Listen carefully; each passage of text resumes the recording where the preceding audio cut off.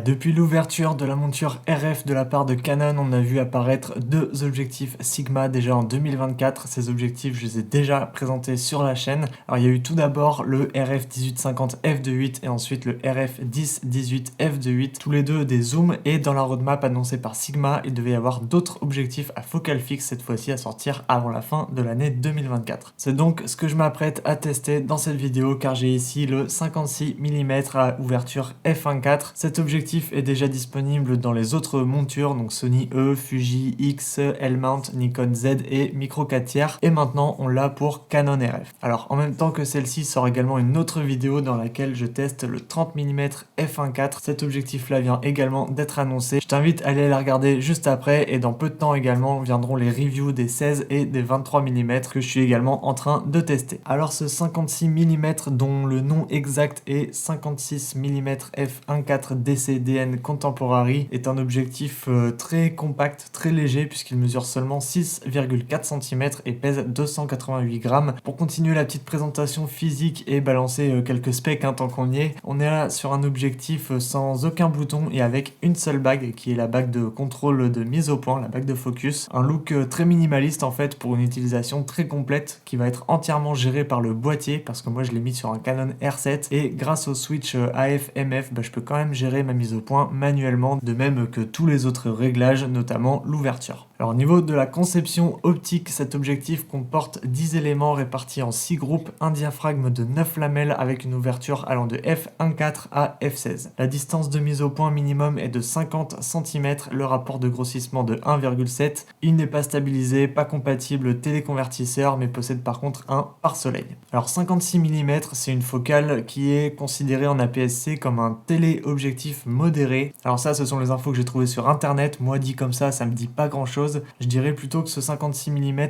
c'est un mix entre le téléobjectif et l'objectif standard, dans le sens où 56 mm sur un capteur plein format, on est typiquement dans le range des objectifs standards, mais par contre sur un capteur APS-C, ça nous donne un résultat très proche d'un 85 mm équivalent plein format. Donc la raison du 56 mm, elle est là, elle n'est pas venue par hasard, c'est par rapport à ce facteur de conversion justement entre les objectifs APS-C et le look plein format, à savoir que Canon, le rapport de conversion est de 1,6. Donc si on fait 56 mm x 1,6, on obtient 89, ce qui équivaut pratiquement à du 85 mm.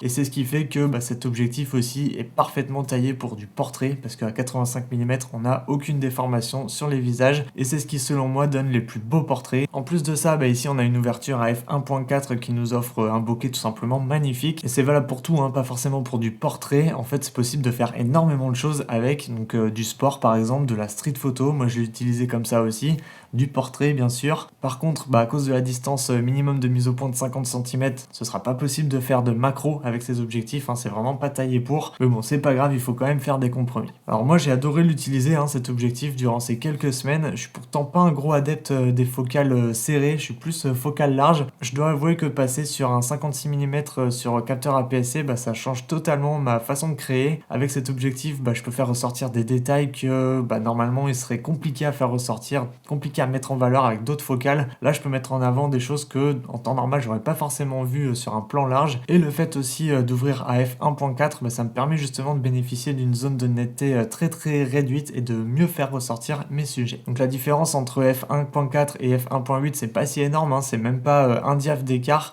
mais on sent quand même une petite différence à l'utilisation, en tout cas moi je l'ai senti. Forcément, qui dit zone de netteté très réduite dit transition entre zone de netteté et zone floue.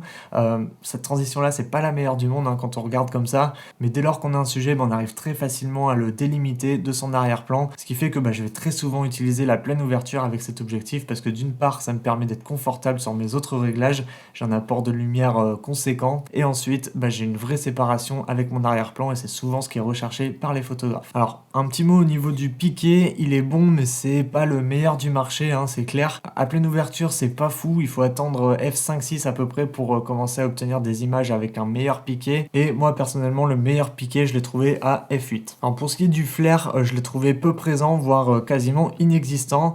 Et on n'a pas un si beau soleil en étoile que ça aussi, je trouve ça un petit peu dommage. Enfin bref, globalement, je trouve qu'on est sur des performances optiques moyennes plus, on va dire, de même que l'aberration chromatique. Lorsqu'on n'active pas les profils de correction, on a de la frange magenta de partout.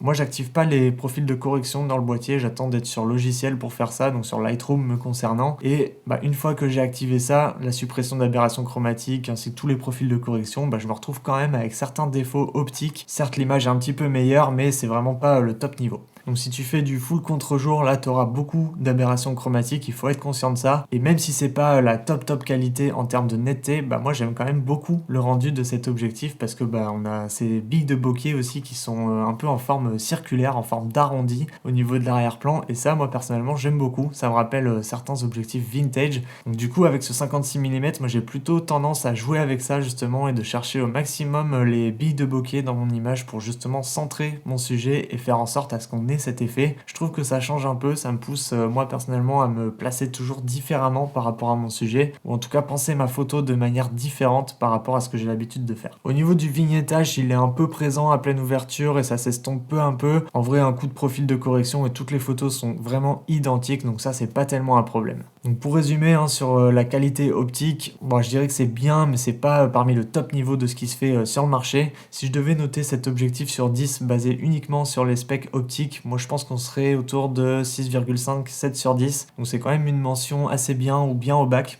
On n'est clairement pas sur la top qualité des séries L de Canon ou des GM de Sony par exemple. Les objectifs prime de ces marques-là ont des qualités optiques qui sont nettement supérieures, mais là où ce Sigma fait la différence, c'est au niveau de sa légèreté, de sa compacité, mais surtout au niveau de son prix. Quand même 469 € pour de la focale fixe à f1.4. Honnêtement, c'est compliqué de trouver mieux pour moins cher. Alors j'ai vu qu'il existait exactement le même chez Tokina que personnellement j'ai jamais testé. Et après, les focales fixes chez les marques principales, ça va surtout être pour du plein format, donc le prix va sacrément grimper. Donc tout comme les deux zooms Sigma sortis précédemment en monture RF, Canon a décidé de ne pas brider Sigma sur les capacités de rafale. Et ça, c'est plutôt une bonne chose. Moi j'ai pu tester ça rapidement au skatepark avec le mode Rafale Plus du R7, donc 30 images par seconde. Ça fonctionne parfaitement, j'ai très peu de déchets, l'autofocus marche super bien aussi puisqu'il n'y a pas beaucoup de déchets sur mes images, ça pompe pas énormément. Même placé assez loin du sujet, f1.4 on a toujours la possibilité de faire ressortir son sujet et ça j'aime beaucoup avec ce petit bokeh en arrondi derrière, je trouve ça vraiment top.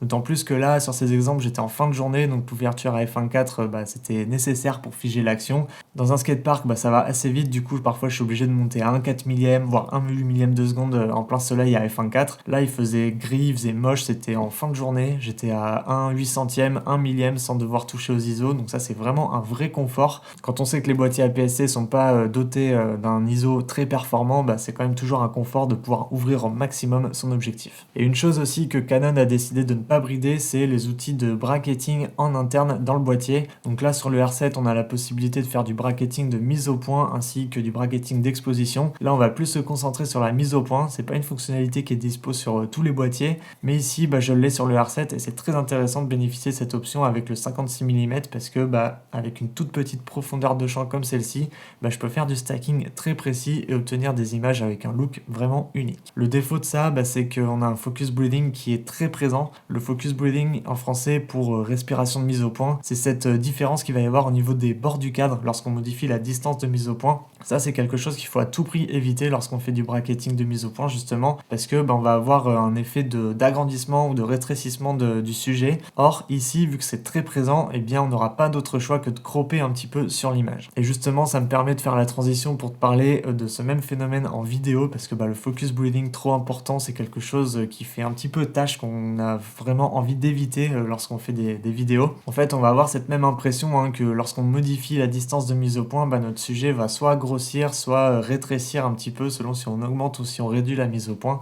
Donc sur les objectifs qui sont dépourvus de focus breathing, c'est pas tellement un problème, d'autant plus que maintenant dans les boîtiers en interne, il existe des modes de compensation. Là, on n'a aucun mode de compensation, le focus breathing est vraiment très très important avec ce 56 mm.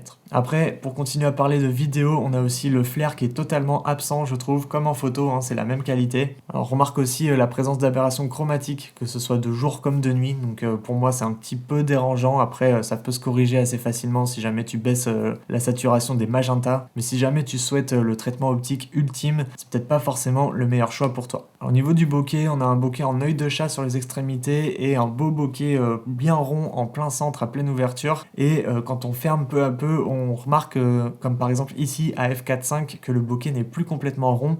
On voit les petites délimitations causées par les lamelles. Alors comme je te l'ai dit tout à l'heure, cet objectif n'est pas stabilisé, mais ça n'empêche pas de faire quelques petits plans vidéo avec. L'avantage du R7, c'est qu'on a quand même une bonne stabilisation, ce qui nous permet de faire des plans relativement corrects à main levée, comme tu vois sur ces exemples. Alors forcément, vu que c'est une focale assez serrée, il faut pas s'attendre à faire des mouvements trop brusques, mais si jamais tu viens le coupler à une focale plus large, tu pourras obtenir une belle variété de plans avec une douceur dans l'image qui est honnêtement loin d'être dégueulasse. Alors pour résumer, qu'est-ce que je pense de ce 56 mm d'un point de vue positionnement sur le marché? Dans un premier temps, c'est clair qu'il n'y a aucun équivalent, donc ça c'est cool, en tout cas en monture RF. Comme je te l'ai dit tout à l'heure, il existe le Tokina, mais il n'est pas en monture RF et moi je l'ai jamais testé, donc optiquement je sais pas du tout ce que ça vaut. En tout cas pour ce Sigma, moi j'aime beaucoup cet objectif, malgré ses quelques défauts optiques, ça reste un excellent choix. Une ouverture à f1.4 à moins de 500 €, c'est très rare, hein, donc les petits défauts font partie des compromis que personnellement je suis prêt à accepter. Je l'ai testé en même temps que le 30 mm et entre les deux, pour être honnête, j'ai préféré le 56, peut-être parce que, je sais pas, j'aime de plus en plus cadrer serré. Avec le R7, on a un combo très léger. Le seul problème, c'est que c'est pas hyper polyvalent, pas aussi polyvalent que le 30 mm, mais si jamais tu veux faire du portrait, que t'as pas le budget pour aller sur du f1.2, cet objectif est selon moi une très très bonne option. Allez, code créateur Nico sur la boutique IPLN, un grand merci pour ton soutien et moi je te redirige forcément vers l'autre objectif, le 30 mm, je te laisse cliquer juste ici.